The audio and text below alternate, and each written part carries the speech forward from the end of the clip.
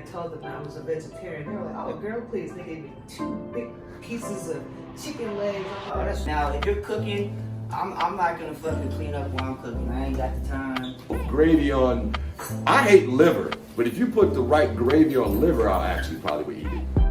Hey, you guys, you ever heard of Anchor? It's the easiest way to make a podcast. No, I haven't. Is it free? Yes, it is. But are there creation tools that allow you to edit it on your phone and computer? Yeah, there are. But is there a way that we can spread this podcast on Spotify, Apple Podcast, and Google Podcast? Yeah, it does it for you. It allows you to make money with minimum listenership. So if you haven't already, go to the Anchor app or anchor.fm to get started. What they said.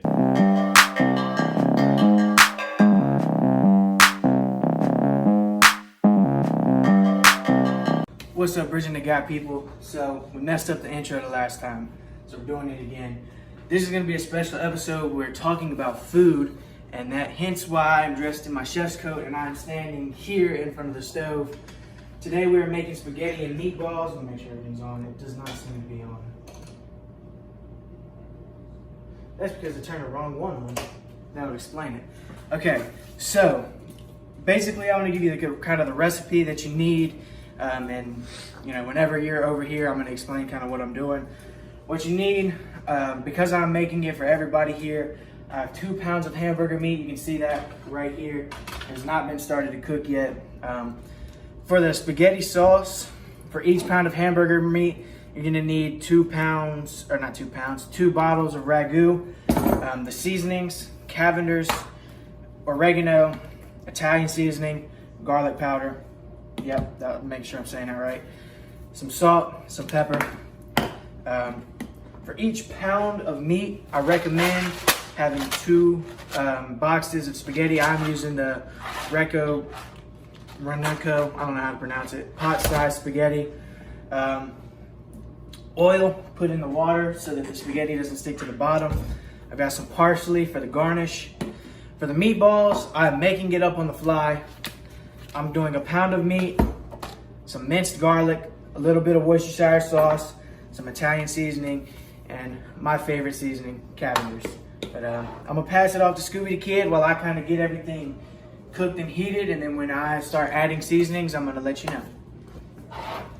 Yeah, so this is a special episode of the podcast. As you can see, we're cooking and we're going to be a little bit mobile until we get all the food ready, and then we're all going to sit down and eat and continue to podcast things like normal.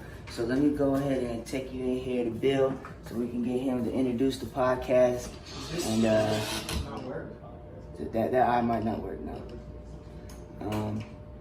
Got a shitty stove. It'll be alright though. We're still gonna cook.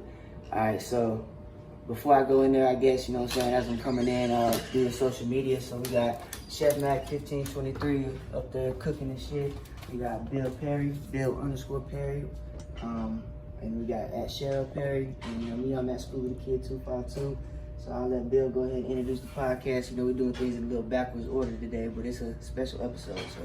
All right. Well, welcome to Bridging the Gap, y'all. Episode 16, Bon Appetit, where we're going to be talking about food. So, again, Bridging the Gap with Bill, Shy, Scooby, and Mac.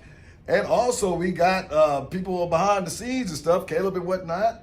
And, you know, Mac is in there making us some spaghetti and meatballs. And hopefully that's going to be scrumptious. But we're going to spend this episode just essentially talking about our favorite foods, nutrition, and, yeah, you know, just our love of food. For sure. Y'all want to step in there and do the wellness? Yeah, let's do it. All right, cool.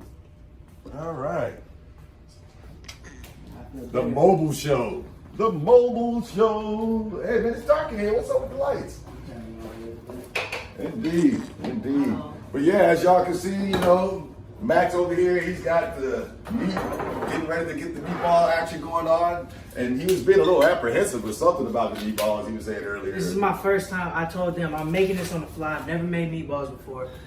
I think they're gonna be good. If you want to know what I'm putting in the meatballs, I'm putting a little bit of Worcestershire sauce. Okay. Some Italian seasoning, some oregano, some minced garlic, and a little bit of Cavender's. Oh, well, you know, Shy, are you still a vegetarian? Yes. Uh-oh. So we gotta have to just give Shy just pasta or something or just salad. I'm making a vegetarian sauce. Oh, there it is, there it is. Well, Shy, when's the last time you had spaghetti and meatballs? I don't know. Like you said, I'm a vegetarian, so 20 years or so. Oh, it's been that long? Oh. Been a long time. I know it's been a minute for me. I mean, spaghetti and meatballs, oh man, maybe about a year. I mean, as much as I love pasta, I haven't been eating spaghetti and meatballs in a while. What about you, Scooby? Yeah, like I'll be honest, I couldn't tell you. Like, though I like the mafioso culture, I'm not a big Italian guy. I like the food and shit. I'm a burger and fries. Scooby kind of looks Italian. Look at this man. We got to wonder about his genealogy over here, man. This man. Oh, that's right. MOB stuff. Shh. All right. But yeah, man, as y'all can see, man, look at, oh man, the aroma. Oh, it smells good over here, man. And eventually he's gonna have the pasta going on up in there. But yeah, we got good aroma going on. We got this big old skillet, man. Where you get this big old thing from? That is Scooby Kid's skill.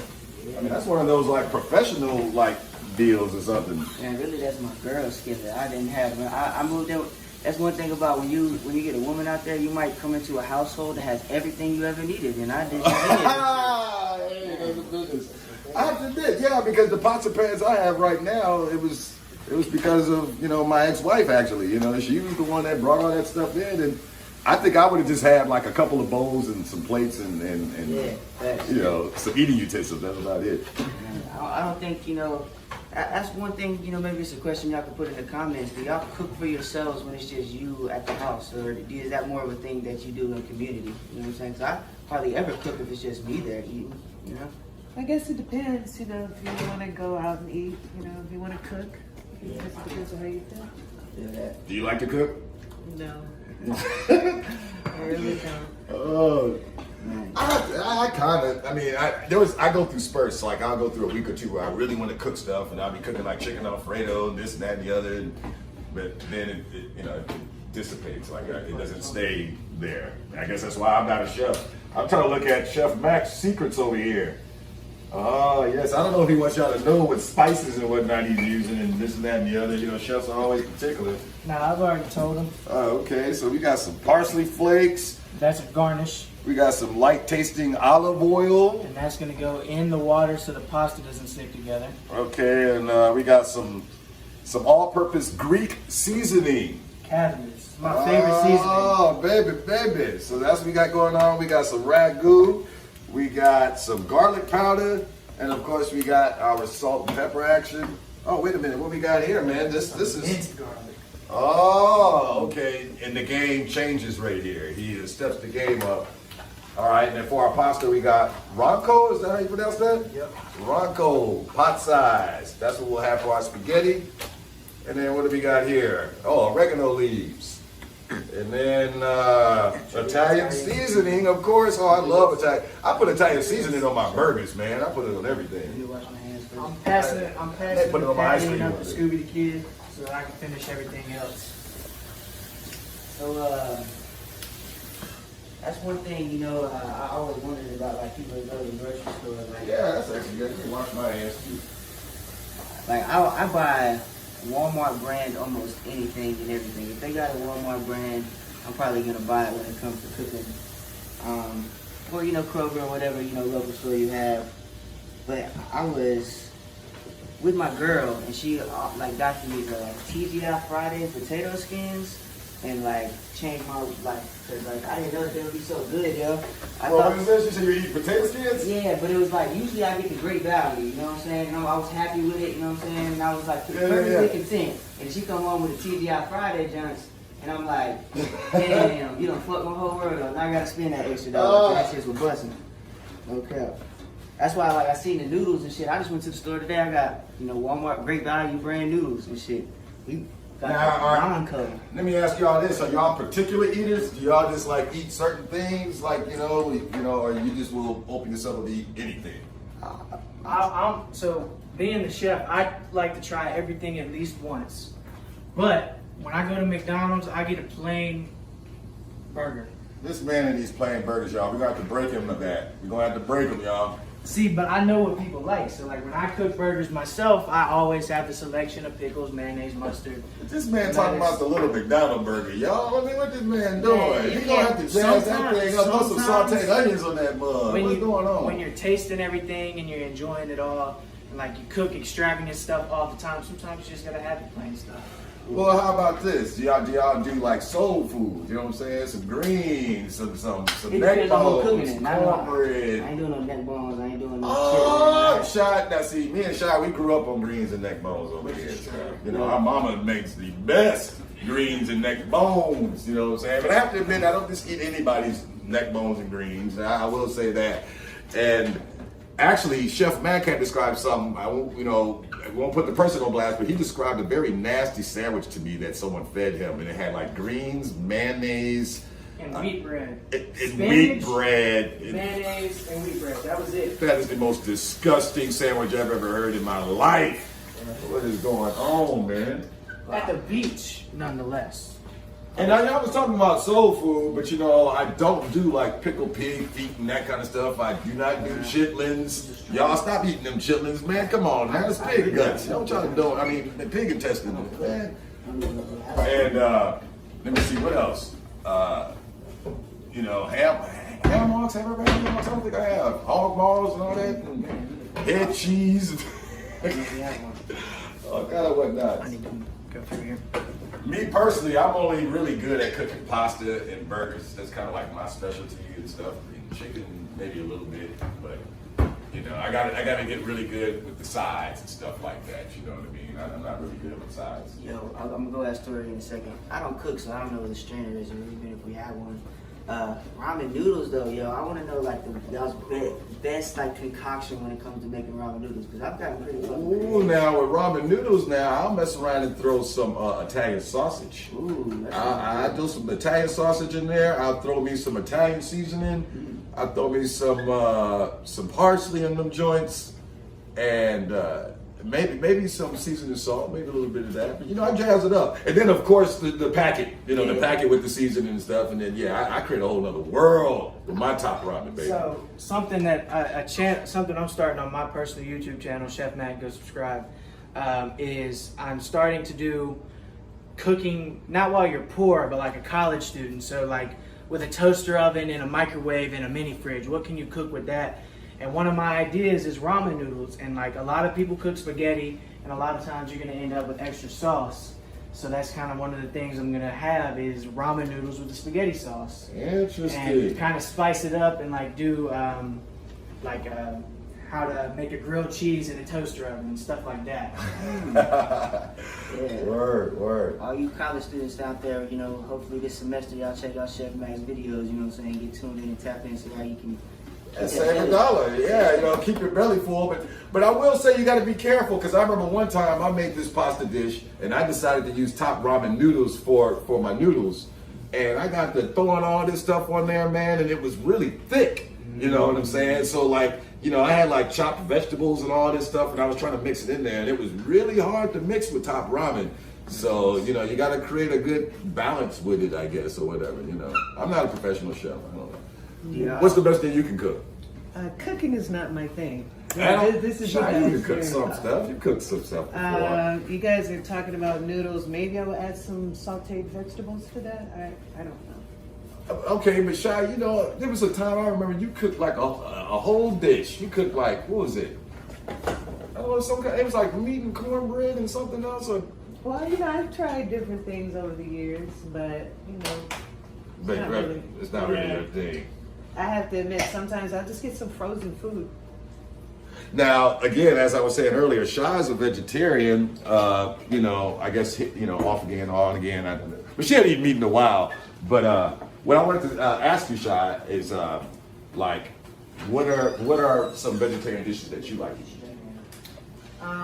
Well, you can pretty much make just about anything vegetarian, and you have to watch out, you know, what's in the sauce, stuff like that.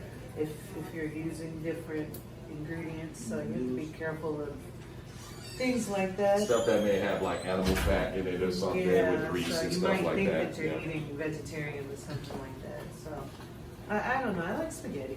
And there's some vegetarians that are real staunch about what you just said. Like, you'll think you'll be cooking a certain dish that'll have certain animal byproduct in it. And then they'll be like, no, yeah, that is, like, I don't want that on my stuff because that has such and such in there. And you're like, oh, I didn't mean, because, if you're not a vegetarian, you're only thinking about the physical meat itself, not all the little byproducts like the grease and this and that and the other. I really like gravy. There's meat and gravy. So Gravy. That's like one of my favorite quotes, let alone like the food, gravy. You can put gravy on meatloaf, gravy on, I hate liver, but if you put the right gravy on liver, I'll actually probably eat it. Oh man, I don't know about that. Maybe. I just thought about what I just said. Oh my God. Liver. With sauteed onions and gravy though, maybe. I think that's the way Pop used to like it when my mom would make it for him.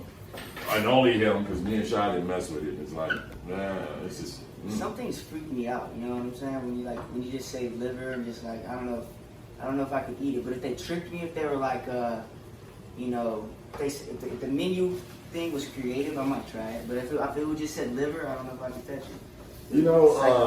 It's kind of like, I remember when we first moved here, and like if you eat some food, or like you're eating meat, and if you're not accustomed to like the hunting lifestyle, someone tells you like, you're eating deer right now. People get repulsed, like, and stuff if they're not like from that lifestyle and stuff, or feel weird. I mean, we were like that when we first moved here. Like our great grandmother rather had made some chicken, and it was chicken that she literally killed from the yard, and we felt all weird eating it because like we saw them chickens, they were alive, and now they're on our plate. But that's the reality of like food, right? But it was just weird to kind of be that up close and personal with it.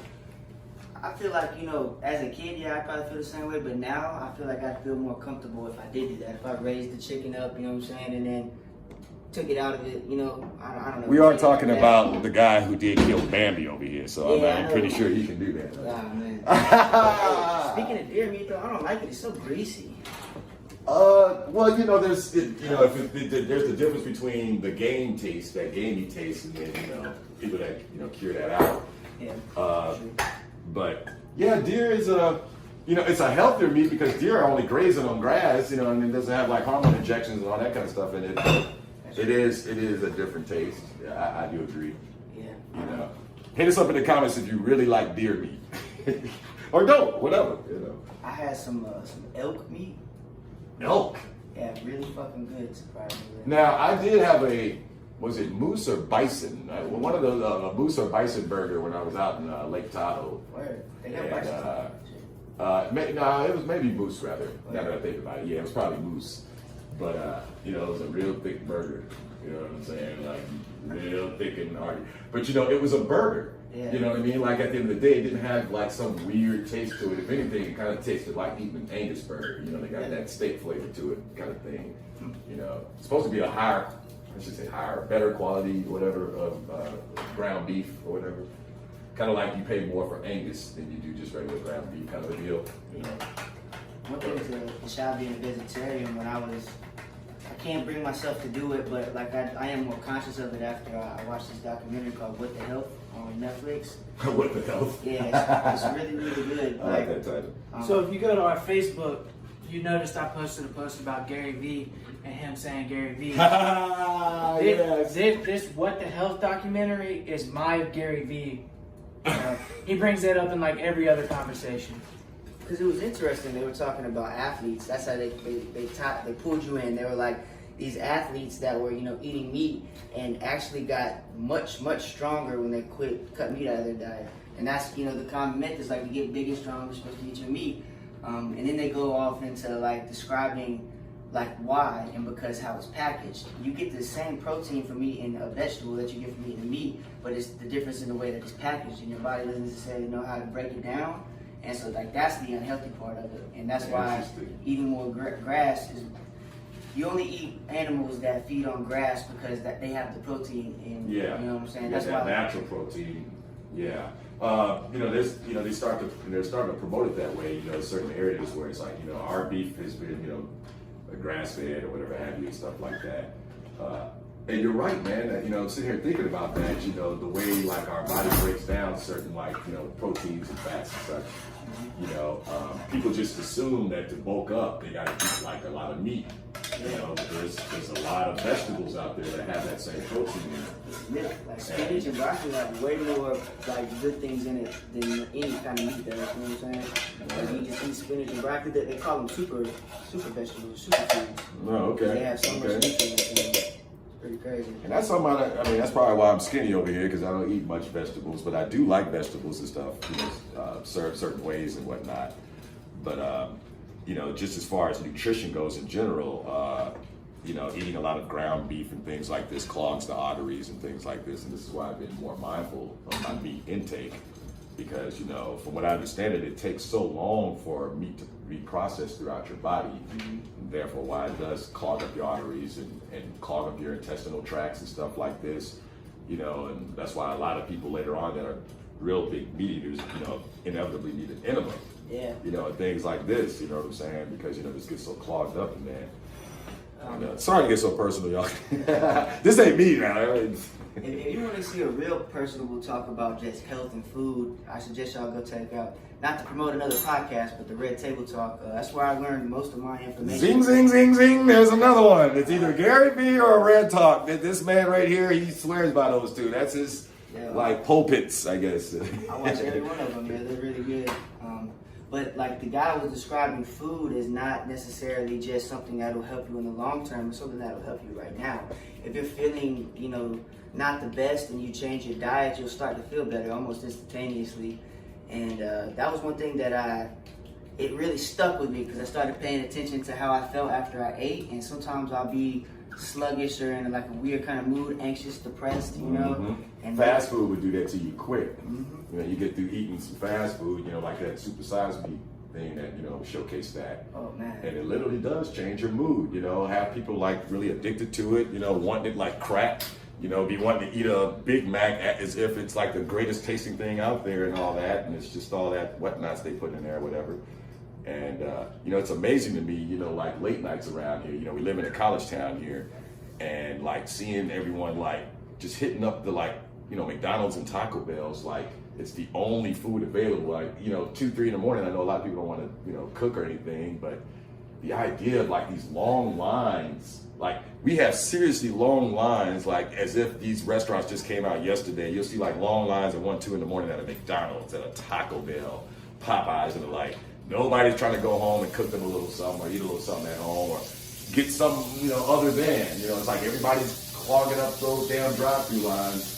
And then you look at the obesity problem in our nation, and it's just like, there it is. You know what I'm saying? I mean, we're all like lining up for those damn value meals and stuff. You know what I'm saying? And it's just like there's no end in sight with it. I mean, we all even know the information.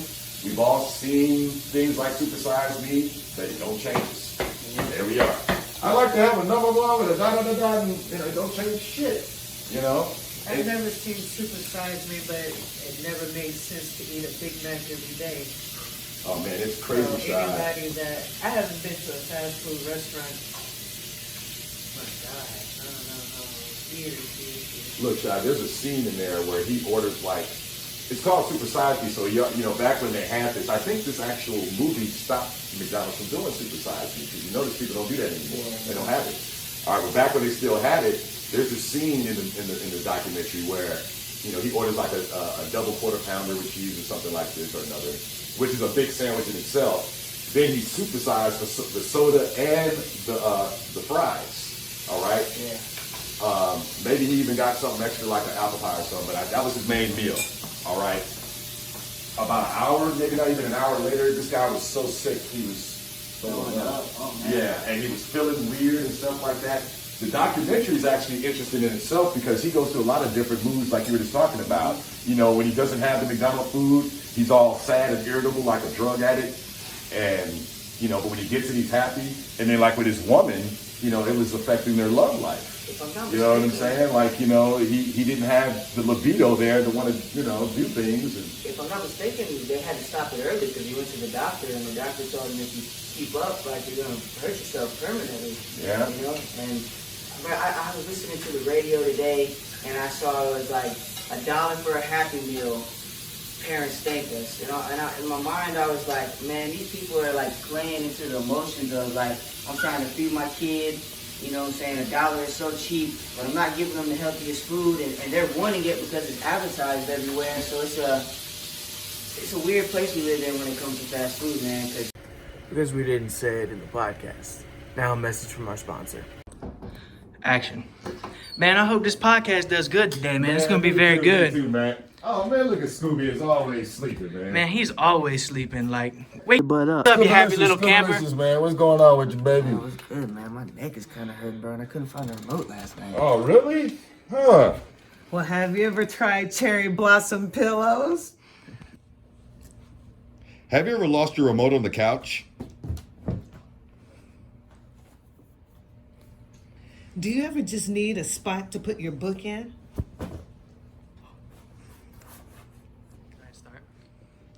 Do you ever just need a place to rest your head?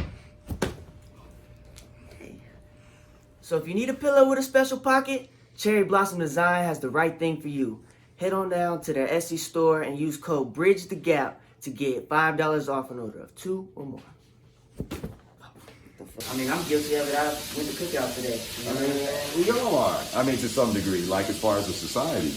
But, you know, again, you know, how to break that pattern, you know, how to get ourselves from, you know, the economics is a big factor of it because, like you say, you know, if you could feed your kids for, you know, under $10, but then the healthy stuff is expensive because those people have to make their back end because, you know, it's like they're like private businesses or a family business and they got to make their back end. They got to charge a little more. You know, and so what inevitably happens is people don't buy the healthy food. Yeah. You know what I'm saying? Because it's like, well, I'm not about to buy a $5 salad when I can buy a $1 burger. You know what I mean? And things of that nature, you know. Yeah, but they can do things to demand it to be healthier, like how they've been doing with McDonald's and making sure they put fruit with their Happy Meals and stuff like that. So the public can have a big say in what they buy and eat. You know, usually you just in this nation choose to eat unhealthy. And you make a point. That's why I was saying about like the super size me thing. That doc literally changed McDonald's thing because there was an outcry from the people, and the people were like, "Well, man, I mean, we saw that doc and da da da." Next thing you know, it disappears. Kind of like what Michelle Obama was doing, you know, back in the Obama administration with, you know, child health in school. And you know, you actually have parents that was getting upset about that because I think in certain schools now, it wasn't in my time, but I understand now. They have vending machines. Kids can buy like, you know, Nestle Crunch and all the, you know, all the junk food snacks. Yeah. And I think Michelle Obama's, you know, campaign was trying to, you know, remove that. Get an apple or orange in the and there were parents that were, you know, mad about that. Like, you know, my kid, you know, has the right to get a candy bar if he wants to, kind of thing. It's like, yeah, but your kid is like 12 years old and he weighs 200 pounds. Yeah, it's like you know, on the precipice of diabetes in his future. Man. You know what I'm saying? Like, I mean, you know, but you know, yeah, you let your kid have a candy bar because, you know, it pacifies them. Yeah. You know, and it's kind of like what I was just saying. This is like we have to create a new attitude about it. You know, it's just like, this is your health. Yeah, all these little things are good as far as the taste goes, you know, but it's like we can manipulate taste, you know what I mean, in terms of that. If that's your driving factor, as it were, you know, like, well, a burger tastes better than a, you know, salad. It's like, that's objective. And no one's saying that you can't have a steak, you know, once a month, or you can't eat a bowl of ice cream every now and then. But if you're constantly, like, you're eating a tub of ice cream every 3 days, there's a problem. You know what I'm saying? It's like anything. If there was the same person doing something you felt was unhealthy, you would think they have a issue. You know what I'm saying? Like, it can turn into a habit-forming addiction, you know what I'm saying, eating these kind of foods. That's why they call them comfort foods. I was watching this show called Space Force, and dude, he's in the military, and it was about every time he would get stressed out, he'd be like, I'm going to go eat 8 salad sandwiches till I puke.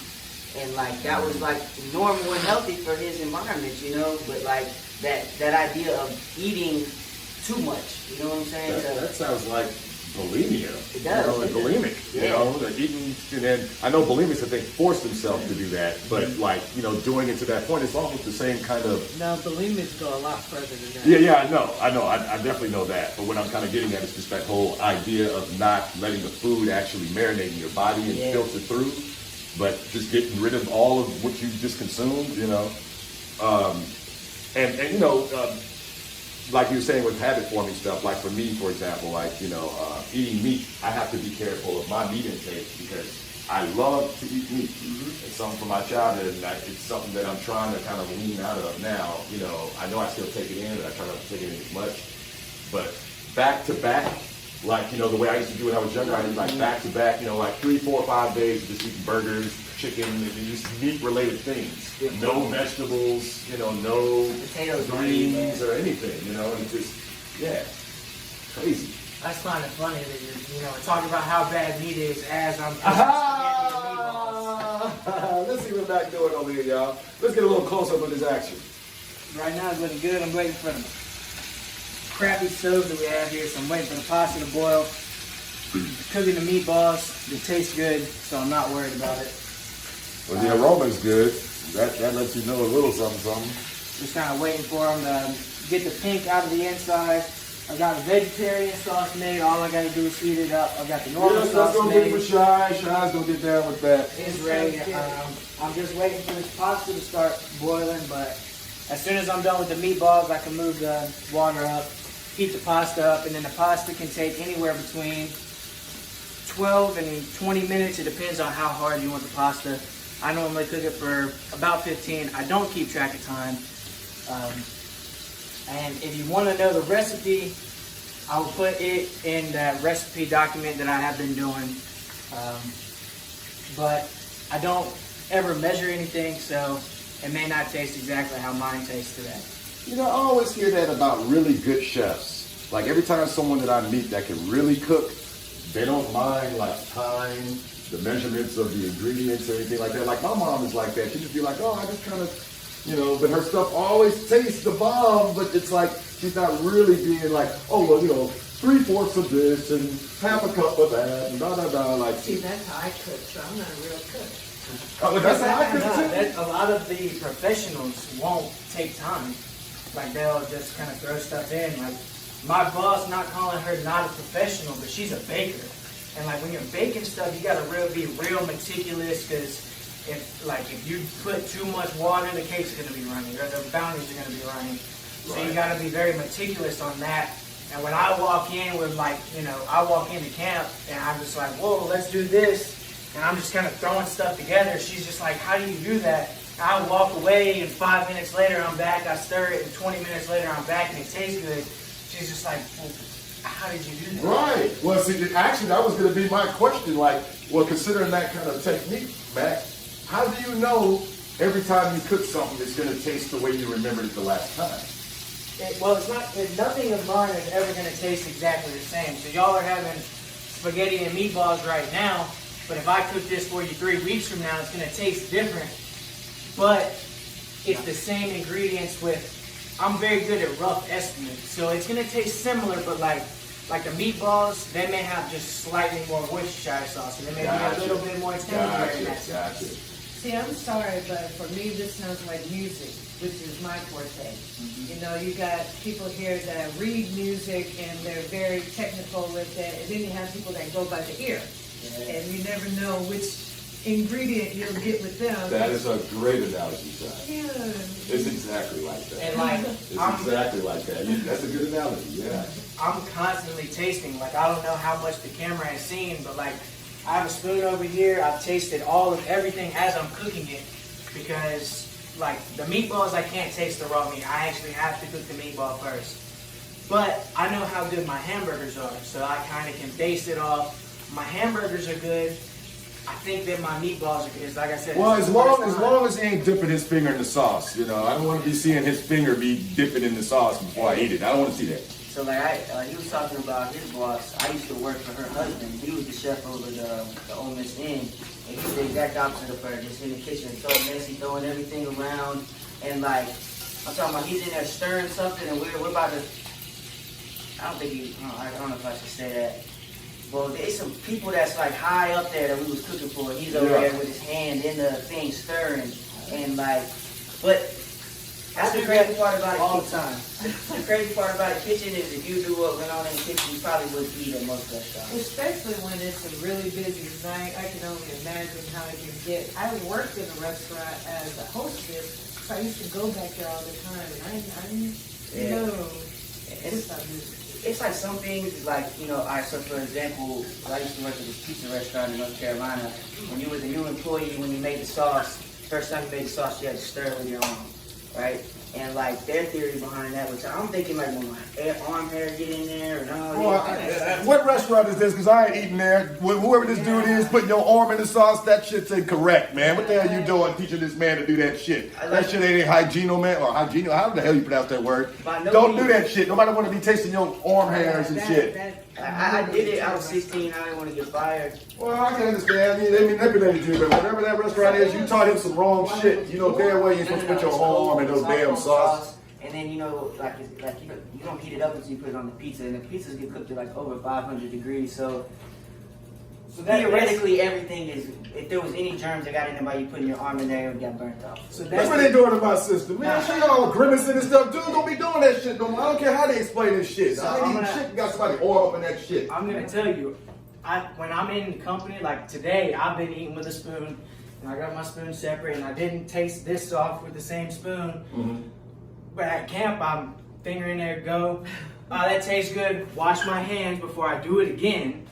And then I go do other stuff. And if I taste it again, I make sure I wash my hands before, taste it, wash That my I can hands deal again. with. That's a classic kind of chef thing. But that orange shit. I'm curious. I thought that like a chef thing. Why do you do that? Why not? Okay, so it's easier to just dip your finger in and taste it in the moment than, oh crap, I need a spoon, go walk all the way. Like if I'm going by my camp standard, where my spoons are nowhere near the oven.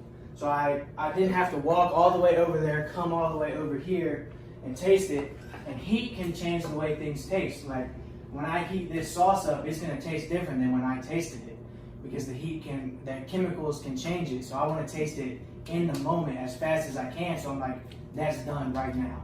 So I can turn it off and take it off the heat. So in other words, y'all, he's saying that he ain't double dipping. It's not like he's and then putting that same saliva-ridden finger back in the sauce. So it just It's something that's pretty common. yeah, because we don't want y'all to be repulsed here. Because one day Chef Mac may be cooking for you. Be like, wait a minute, I saw that podcast where he said he put his finger in arm. But you see, it's another thing too. Is like I know cooks and stuff who, like, granted, this is kind of messy right now, but I know like people who will have like last night's dinner still on the stove as they're cooking. Nah, you can't do that. Now, if you're cooking, I'm not gonna fucking clean up while I'm cooking. I ain't got the time. I'm fucking in the moment. I clean up when I'm done. You know what I'm saying? See, But right if you a now is chef, the perfect time to be cleaning up. I don't give a fuck. You should help clean up. That's one thing I respected about, you know, when I worked in the kitchen is when the Well, chef it helped clean depends, up. right? If you're working for Gordon Ramsay, do you really expect him to be cleaning up with you? Gordon Ramsay has said that he's 100% cleaning with the kitchen. Okay, damn it. You know what I'm trying to say, though. You know, I hate when people do that shit. You know what I'm trying to say. Someone of that caliber, would you expect them to be cooking? I mean, cleaning with you. But you can add the Gordon guy, is an exception, apparently, but y'all know what I'm saying. the guy behind the camera, Caleb, is my dishwasher at the Camp Blake Stevens that I work at, and he will tell you, like, granted, we do it differently. We're not cooking all the time. We cook one big meal, serve it, and clean. But I'm not, my boss is kind of the paperwork lady. Okay. But I'm there like, it's a completely different person. I take my chef's coat off. I'm down there mopping, getting all the grease stains up. Like, it's one of them like elementary school, kindergarten things, like the cleanup song, like everybody clean up, you know. Mm-hmm. If you want good morale in the kitchen and you're a chef, I just suggest grabbing a rag and at least start. And I guarantee you'll have people. Do a little wipe down. Man, because I've always got a rag in my back pocket so that when I need to Well, clean, I'm just, I hear what y'all are saying, but I'm thinking about like the high-end restaurants where, there's those chefs that really have a name, as it were, and I just don't really see them in the kitchen with the restaurant where I busboys. work, that chef, you know the one. Vish, yeah. I'm not saying Vish name. Vish is Vish by one of our best, if not the best chef in town or whatever, as it were. They won a James Beard Award. But I'm sorry. I should have said that. Not around Chef Max Company. Chef is the best of it. But getting to the point, You said he was one of the best. Yeah. Shy worked with him and everything, and he is a chef of that caliber. And I didn't work with him. well, yeah. Let's say it like that. But my whole point being is that this guy's high end, and I've been a busboy and all that before too. Matter of fact, I think that was one of my first jobs when we got here, being a busboy at Yucca River Inn and washing dishes and the like. I wouldn't have imagined in my mind the top chef in that restaurant coming back there and washing dishes with me. Or even mopping. Like that cat is gone because he done cooked for everybody that evening. And, you know what I mean? I'll say this: it made me respect him a lot more. The fact that he did that, because if we were busy, like he wasn't just gonna be like, "Oh, if I cook the meal, I'm out." It's like, "Yo, like I'm responsible because you're responsible for that kitchen." So, like, if there's dishes, but brother, one of the reason why there's even dishes is because the chef is kicking ass. Yeah, but you know what I'm saying? Like, he done did his job. Y'all cleaning up the aftermath of what the chef had already did. He don't owe y'all that. Yeah, you know what I'm saying? I will say this. You get what I'm saying? That'd be like, okay, after a major, bringing it back to what Sean said with the music thing, right? All right, after Ariana Grande gets through getting down on stage, do you expect her to be tearing that goddamn gear down so she can have camaraderie with the crew? Yeah. Man, get the hell out of here. Hell no. I guess You not. know, I wouldn't expect that. I really wouldn't. Well, you spend your time doing that when you're trying to make it. Exactly. And I don't see no chef that been cooking in raggedy damn restaurants all his life and then finally got up. Well, just so the staff will like me, I'll sweep too. And shit. It's not. If I'm that damn chef, I'm like, hey, y'all better get all that shit. The reason why y'all got dishes to even wash is because I cooked my ass off. I'll put it like this. Shit, let me tell you something. I will also say, like, the chef, not me per se, but I have done it. The chef also has them other opportunities. Like I said, my boss is kind of the paperwork lady, but if she wasn't there, I would have to go sit down, do paperwork, order food, do the budgets and all that stuff, which I have been helping her with, but it's like, that's one of the reasons why the chef doesn't help clean, because if he doesn't, then when he gets home, that's what he got to do, you know? Now, with the business end now, chef, what you were just saying, man, that's some extra shit. You know, you were, adding an extra service to that situation. Now, I know chefs that like run things like, I mentioned Gordon Ramsay earlier. Now, kind of just take it to another place for a second, to hone in on another thing we were talking about ingredients. Yeah. And stuff like this. Like, when you see those like chef shows, like an Iron Chef or a Gordon show and stuff like that, those chefs, don't they go by a certain criteria? Like, if they're making a certain dish, they can't just eyeball it, as it were, right? They have to literally, when they're on those shows. When they're on those shows. When they're on the shows, like, they have to let this, when they're like, hey, chef, I'm, such and such this, with a tad of da-da-da-da-da, and literally giving them the measurements and all this shit. I'll say it like this, when I worked at the Old Miss Inn, he did this with everybody that worked for him. He wouldn't let us measure. He would be like, just pour some in there, taste it, pour some more in there, and you learn, like, by the end of it, it's like, I could just, you know what I'm saying? So, like, I don't know. I'm not a fan of measuring, but for recipe purposes, yes, it's in to measure. Now, we have been talking a lot about meats. How about when it gets to other things like, how do you cook potatoes, for example? With ranch seasoning. Okay. My wife used to bake the potatoes in this way that I really liked, and she really just jazzed it up in a way that just made it taste like something else, as it were. And it was like the potato was just kind of like the how can I say, the body, or that's not the right word, the base, kind of like what you use bananas for, for smoothies and shit like that. It's like a base when you put it in the blender, and you can put all the other vegetables and use the banana as a base. Like, I hate bananas, but I don't taste it in smoothies and stuff because they use it as a base, whatever other little fruits and whatnot they put in there. That's kind of what I'm getting at about this. I think with any vegetable, just how it is with any meat, if you learn how to season it, it's going to taste good. Because no one really likes raw meat. I don't know about y'all, but not raw meat, unseasoned meat. Yeah, not so much. Every once in a while, I run into that occasional person that likes like their steak bloody. My ex-wife actually didn't mind doing it. She never did it around me, but she said that she has had it like that. Like a little pink. And excuse me for saying like this, but not to make it racial, but that's some white folks stuff, y'all. I'm sorry. Black folks don't do raw meat. Not in our home, man. Yeah, it's like overcooked. Yeah, it'll be burnt before it's undercooked. Yeah. But, I go to a white person's house, they've had that kind of stuff, Actually, the first time I had octopus was because, a white person introduced it to me. Right. That ain't no shit black folks don't introduce to you in no community, man. You ain't gonna be eating no octopus and shit, you know what I'm saying? Like, I had an octopus for the first time. I was at a baseball tournament down in Sarasota and shit. it's rubbery. Yeah, it's real It's rubbery. rubbery, So you know. good. It is decent. You notice I didn't say it was bad. You know what I'm saying? It's like, it's okay, but the texture, it's almost, oh God, I don't know if this is the right thing. It's been some years, but almost kind of like licorice. Licorice? Taste You know, buds? I'm a vegetarian. It's hard to hear. Y'all discussing the hell out of me, man. What you talking about? I'm like imagining this octopus. Oh, this glory. Oh, and Shy, you remember I sent you that thing about maybe octopus are not even from this planet? Oh, you know what I'm saying? that was really good, the yeah. octopus may be our alien life form right here, but anyway, that's another conversation. Yeah, For another that's show. really interesting. But no, texture-wise, like, you know, escargot, for example. My dad, you know, has eaten escargot before, snails and shit. And he was talking about like how Escargot is the nastiest. he liked it personally. He said he liked it. You know, he's had rattlesnake before. He's had frog legs and shit. You know, I wonder if my dad's from Louisiana originally. Now that I'm thinking about all this shit. You know, all this Louisiana eats this type of shit. But yeah, I mean, have y'all had any of this stuff I just said? Like frog legs, I've had alligator. escargot. You know what I'm saying? Rattlesnake. Alligator. I've had rattlesnake. And the chef then ate the goddamn world up in his mug. I have not had frog legs. I heard this is gonna sound cliche, but I heard frog legs taste like chicken. That's what they say about And I know they snakes. say that a lot. It reminds me of that movie, The Matrix. I think it was the first one where that guy was like, you know, maybe the Matrix messed up the taste of meat. That's why everything tastes like chicken, because everybody always references chicken every time it tastes like meat. And if it tastes like chicken, it's good. You know, like they're saying that like it tastes good. Like, for example, octopus doesn't taste like chicken. Escargot doesn't taste like chicken.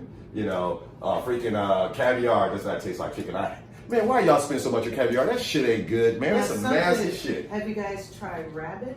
No, I figure that's something that you probably Shit, have we tried? No, not us, yeah. Oh, lamb. Lamb is good. I've had lamb at Indian restaurants and stuff. You know what I'm saying? That's like a big thing in Indian restaurants. I haven't had like lingua, aka tongue. You know? I have. I've had cow tongue. Oh, Jesus, man. I seen that movie, My Big Fat Greek Wedding. I've heard of it. It's a scene where the dude, he's like not Greek or whatever, and she's like, I Oh don't wait, eat is meat. that the guy with the Windex? Yeah. Oh, okay, Yeah. And he's like, you know, I don't eat meat. And she's like, what, you don't eat meat? And then she's like, that's okay, I cook lamb. That shit was so fucking funny to me. Yeah, when we were in Chicago, we were with some family members on my mom's side, and I told them I was a vegetarian. They were like, "Oh, girl, please!" They gave me 2 big pieces of chicken legs. I'm Oh, like, that's so rude. Again, our community, man. That's how we do. You know, it's like, no, you eat meat. Yeah, you know, you like that vegetarian shit from the white folks. No, you don't eat the damn meat. You know, that's how we are, bro. You know what I'm saying? yeah, and I put it to the side. I never ate it. I'm like, oh my god, you know. It's a shot. Which I will say, by the way, there's plenty of black vegetarians. I'm sure I made that statement. There's probably some black vegetarians like, man, there's black vegetarians, man. What you talking about? I know y'all exist. My sister's one of y'all. And Shadow, so like when you go on the road, what are like some of the issues you come up to or come in contact with being a vegetarian, you know, and being on the road? That's a good question. Like, what type of food do you like try to, you know, because there's all that fast food shit out there, but how do you get down when you're on the road? It's really hard because there's not too many. The further, say out east or out west you get, there's more people that cater to vegetarians, so you might find something, but it's really hard. Yeah. Yeah. You either make something yourself or, you know, you have to plan around it. There are some places like Subway, they have some vegetarian things, you know, if you don't mind that every once in a while. Do you go to, like when you were in Brazil, what were the kind of places that you ate at? That was really hard because their food was different anyway. Yeah. So you really didn't even know what you were getting. Yeah. And they really love cheese and they love pizza. So pizza was everywhere. I'm like, oh, and then they said, out of all of the different kinds of pizza, you remember, did I tell you? They had like, what was it? Chicken heart pizza. Chicken Oh, heart. no, Shy. You Yeah. can tell about Like this. real live No. Yeah, it was like a real popular thing, chicken heart pizza. And you can imagine from there where it would go. We went to this one restaurant where the waiters came by like every 10 minutes. Dad wasn't with me, I was by myself. Yeah. And every time they brought a different kind, you want some of this one? And you could pick out which one. And I got about 4 or 5 slices, but they were getting the chicken heart and they were explaining to me all about it. And I'm like, really? Okay. So, and then that was Brazil, and in Argentina, their pizza is even more so. Oh, wow. So it's You know, Shai, I'm glad we kind of got to this place because, you know, when you speak on, you know, having a worldly palate, you know, like, you know, we were, you know, me and Shai, we both had lived in Southeast Asia, in Hong Kong and in Jakarta, Indonesia. And Hong Kong in particular, like, you remember that? It took us a second. We went to this one particular restaurant where we were personally saying, you know, we want to, you know, get some indigenous food. We want to get something that is considered a Chinese dish. So they took us to this Chinese restaurant that was a little bit more off the beaten track and was more authentic to what they truly eat over there.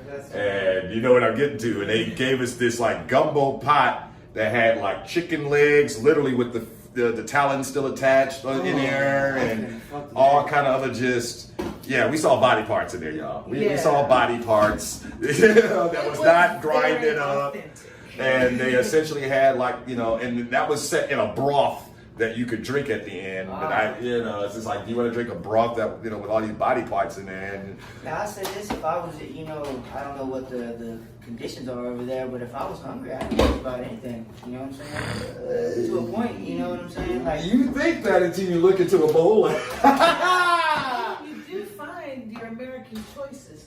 Because eventually we went back to McDonald's. And Oh no! I gotta tell the story, Sean. So when we first got to Hong Kong, the hotel that we were staying at, it was this 5-star hotel. They did the whole nines with us. Just a couple of clicks up the way, there was this alleyway that we would walk through and stuff to you know, to go into the area. All right. So, at any rate, in this alleyway, there was these businesses, and one of them was this pizza guy that was from Italy, and he was making authentic Italian pizzas. But the thing about Italian pizzas, apparently, they don't put meat on theirs. That's apparently an American they cook thing. it in a brick oven. Yeah, and it's a brick oven deal. So, you know, the first few times, you know, we just had got there. We're new. So we stopped by. We actually befriended this guy. Took a couple of pictures with him, man. I mean, he had the whole Italian thing, you know what I'm saying? The accent and all that. We were cool with him. And we got a couple of his pizzas. But, you know, it would be brittle sometimes, you know what I'm saying? And sometimes burnt, because we talked about brick oven. But, you know, his toppings was all right. How about me and Shai and our drummer with us at the time, Andrew Harden, had discovered a Pizza Hut.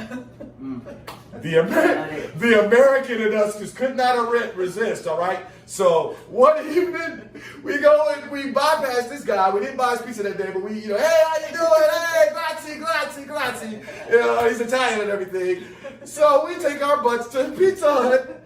We order whatever pizza we get, and we got to come back home through the alleyway. Man, the look that man gave us when he saw that Pizza Hut pizza in our hands. He had a tear. I mean, I know there was a tear. That man, it was like, I would never be American friends again.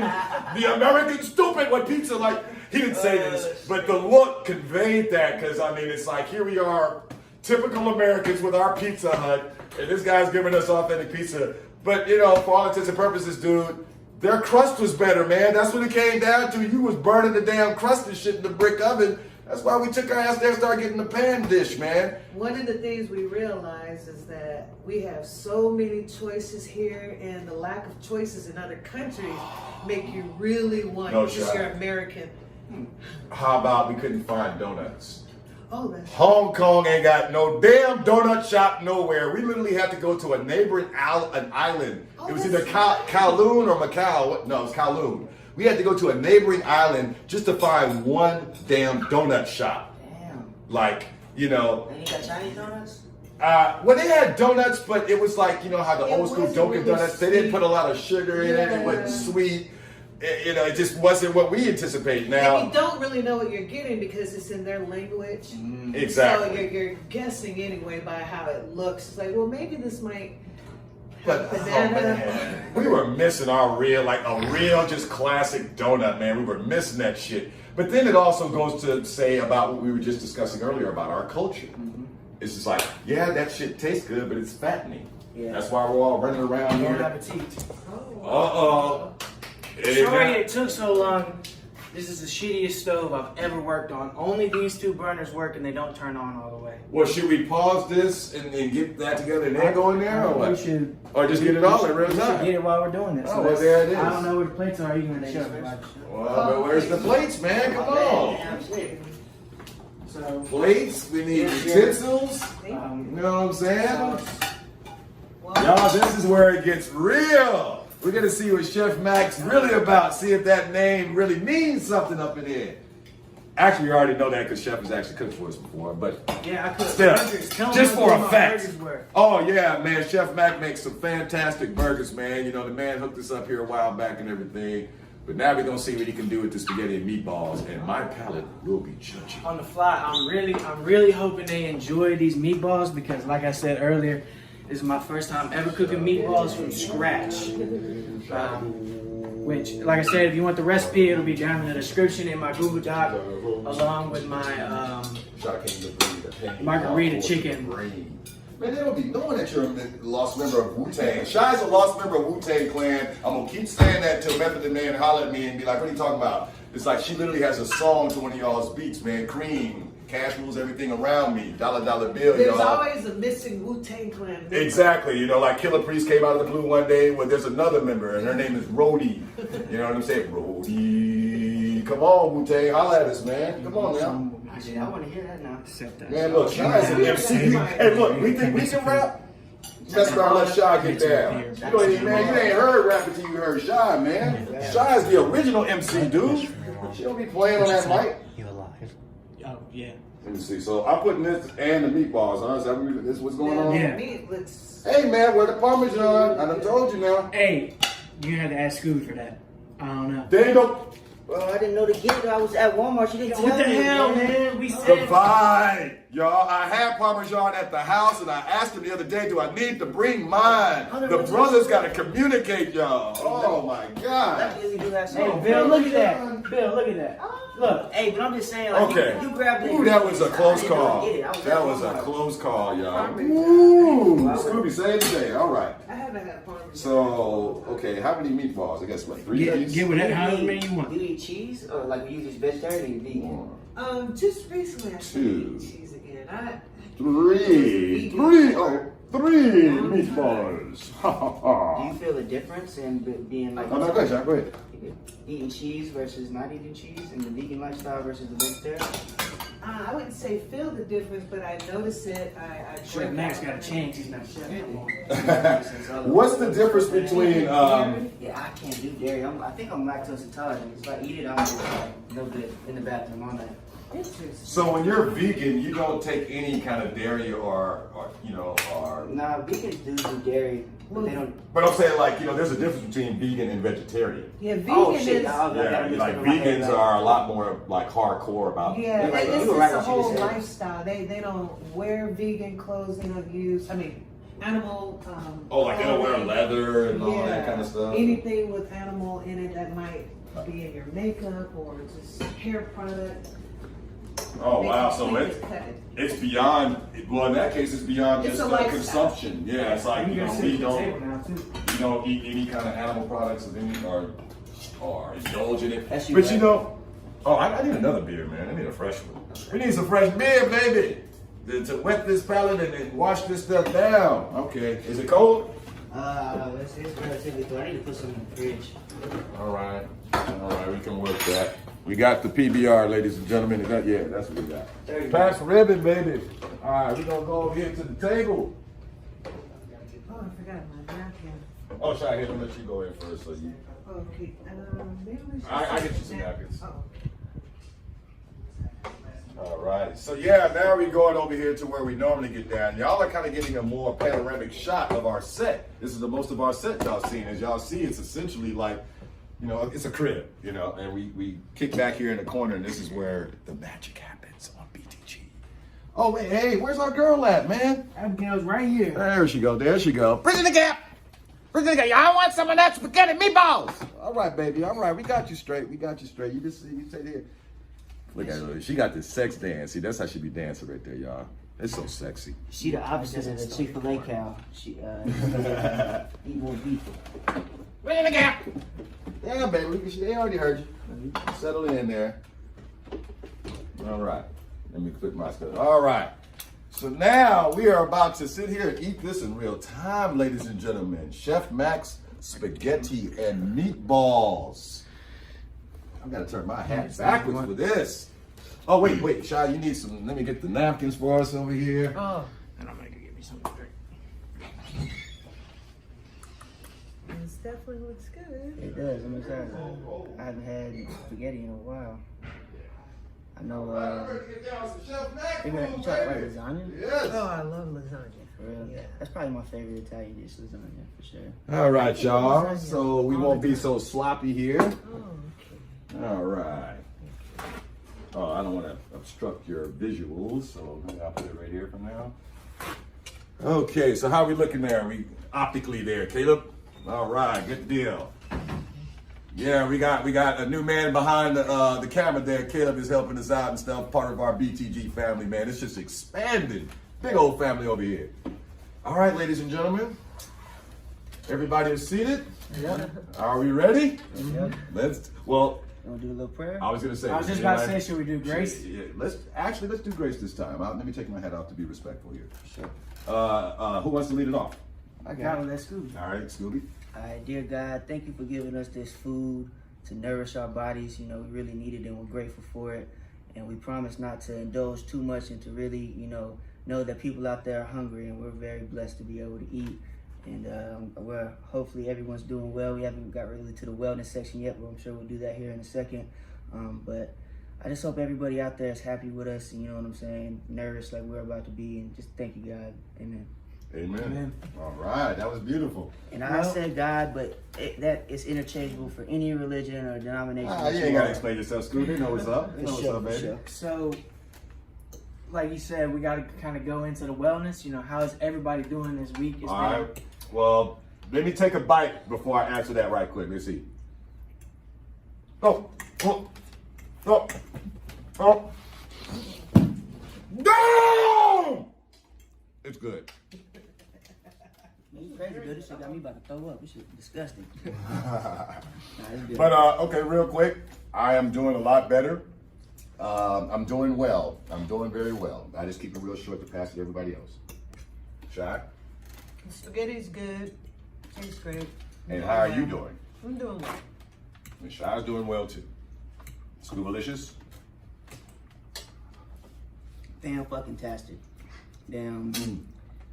Getting the studio in line, making some good music. Really excited about Man, great. what we got coming up in these next couple months, you know what I'm saying? So, tired, you know what I'm saying? Been working really hard, though I'm laid off, but I've been working hard. Other than that, I'm doing good. Indeed, baby. I just want to go ahead and say to my Grammy, if she's watching this, I know we have our hats on at the dinner table, but Nah, yeah, let's take them off. I'm glad you said something, because that is the classic stuff. I'm doing good. But sadly, we do got to start kind of wrapping it up. I know we just sat down to eat the spaghetti, but while we're doing it, let's go ahead and get into these rapid fire questions.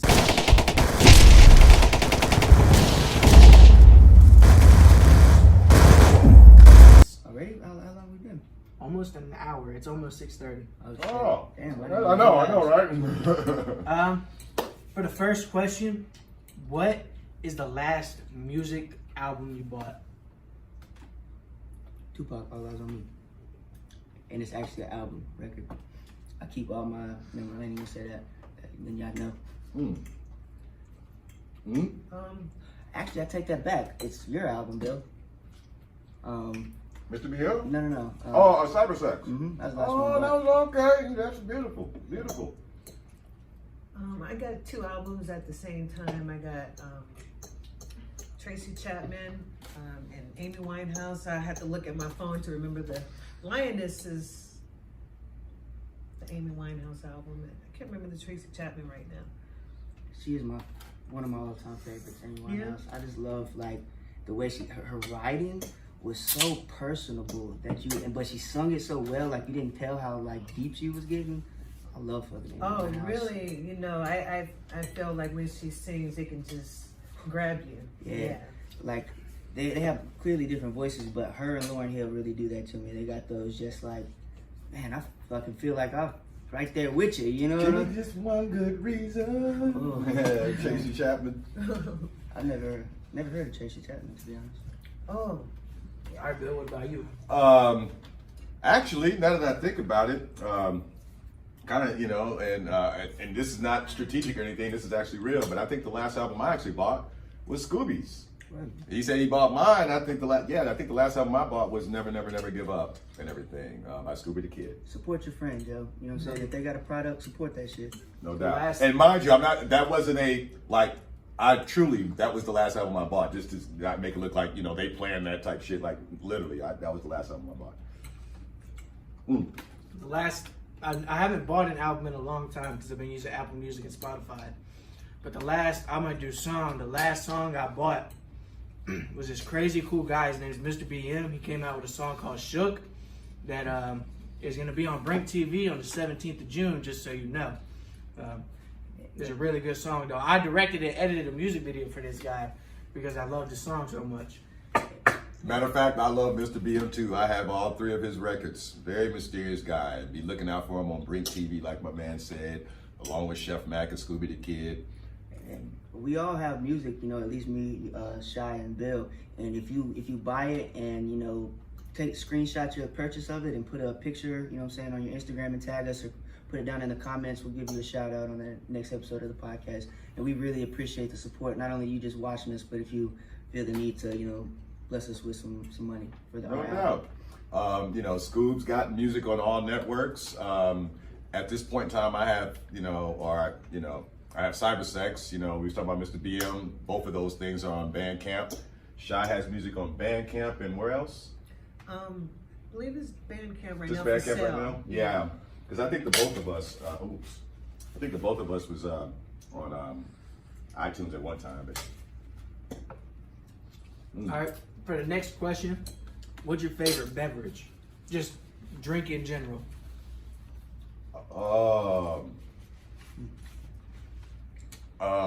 Favorite? Or we could do it like favorite breakfast, lunch, and dinner drink. Favorite breakfast drink, orange juice. In the evening, I don't mind a soda. I wouldn't necessarily say it's my favorite, but I like drinking like orange sodas. I know that's so stereotypical black man, but I do. I love orange soda. And then like hanging out casually, beer. I'm not a big beer drinker, but just like I'm consuming right now, I like a good beer with my dish and stuff, especially when I'm hanging with friends. By myself, I actually only drink fruit drinks. Like I'm always drinking orange juice, apple juice, white grape. Like that's my main stuff. What about y'all?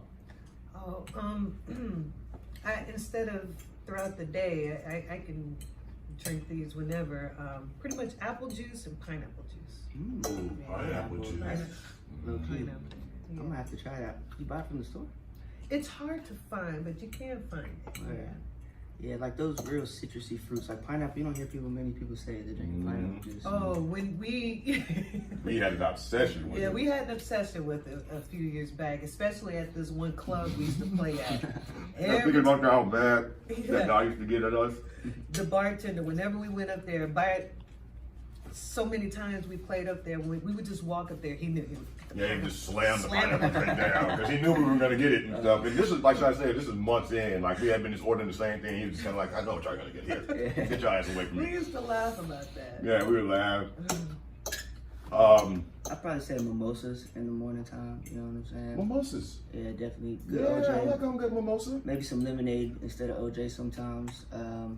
People like drinking mimosas on Sundays around here. Yeah, facts. I drink it any day.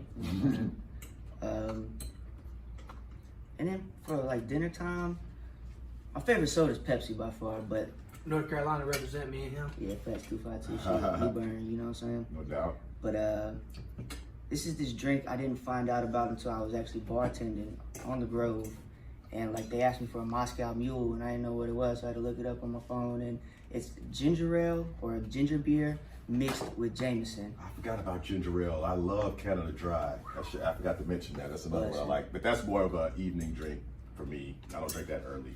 But yeah, I don't call it a Moscow Mule though. I call it a Larry Martin. Larry Martin. Yeah, it's my grandfather's name. Oh, okay, okay. He liked ginger ale and he liked to drink, so ginger beer and whiskey is. Like the mix, like Fred Sanford would get champagne and ripple, and he called it champipple. I think my favorite drink in general is I can drink it anytime, like it's just a good glass of whole milk. Like I told him, Milk? I am drinking milk right now, eating spaghetti, and people think I'm weird when I do that, but it's just so good. I hate milk. Milk? I know.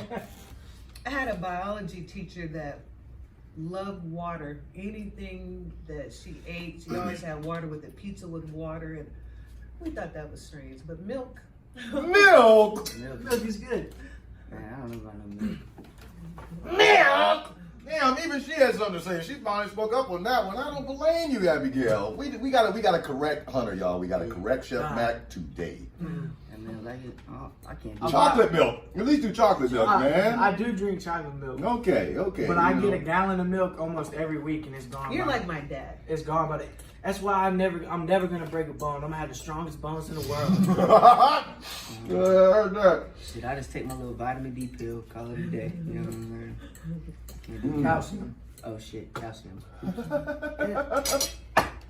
Oh, I love y'all too, man. Y'all be tripping me out. Yeah. All right, so is that everything? That's pretty much it for this episode, though. Well, that was another great, fantastic Before we end, blah, blah, blah, blah. He messing up my stuff, I'm y'all. sorry. I just thought of this. We gotta rate spaghetti. Which y'all rate it?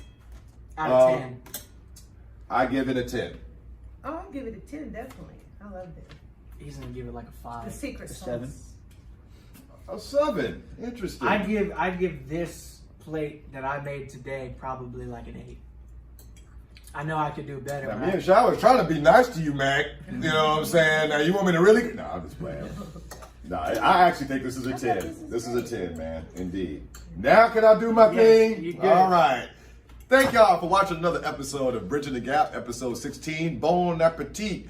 And we had food provided by Chef Mac here. But anyway, go through the thing. We're Bridging the Gap with Bill. Shy. Scooby the motherfucking kid. Chef Mac.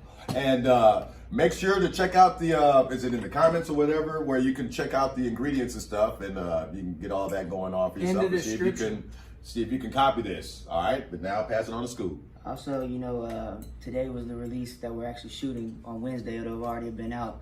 But the release of Me and My Bro. So if you have a little sibling, you know, and they're into the rap music, make sure you go play that for them because it's all clean and it's actually a really good song. And we kind of got the Fortnite theme going on. So Yeah, a young man up in there dressed like Spider-Man. It's a cute video. man, tag Ellen DeGeneres in the comments. Yes, we trying to get Waylon on Ellen DeGeneres. But yeah, other than that, make sure y'all go get tuned in and tapped into all the social medias at Bridge the Gap 77, at Bill_Perry, at Cheryl Perry, at Scooby the Kid 252, at Chef Mac 1523.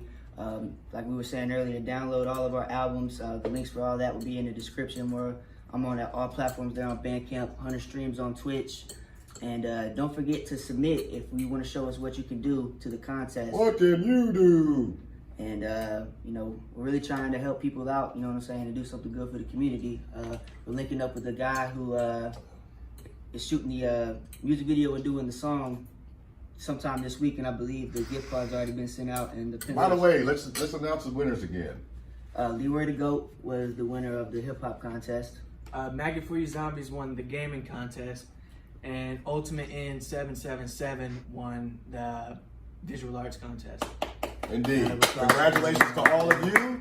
And as you can see, we do have legitimate winners, so y'all make sure to submit. And I think there's another little detail, right? They got a hashtag, what can you do, or something like that when they submit it. When you in the subject box of the email, make sure you put what can you do and what category you're submitting to.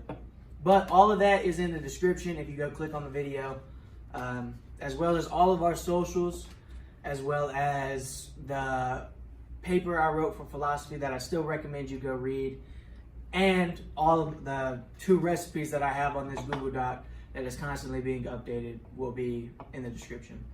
Indeed, y'all. Y'all have a good one. Bon appetit. I think Abigail got something to say. Oh! End this off. I'm sorry, Abigail. What you doing, boy? Hey, whoa. Back up, baby. All right. Bridging the gap. All right. Now we done. Yeah. Peace. Are you gonna end it, Caleb? That was a good one. Hey, What's up? It's your boy, Chef Mac. I'm doing what I did earlier. I am currently walking home from Scooby the Kid's house, and I'm gonna pause kind of while I have a little bit of light. I just want to say for this week, comment roof, like rough, like a dog. Rough. I don't know, whatever. But make sure you like, you leave that comment, you subscribe, you hit that notification bell. Check out my bro and go subscribe to Zombie Studios, where all of the music videos that I film will be put from now on. And if I have anything else to say, I will say it while I'm editing the vlog or the video later. Peace. See you next week.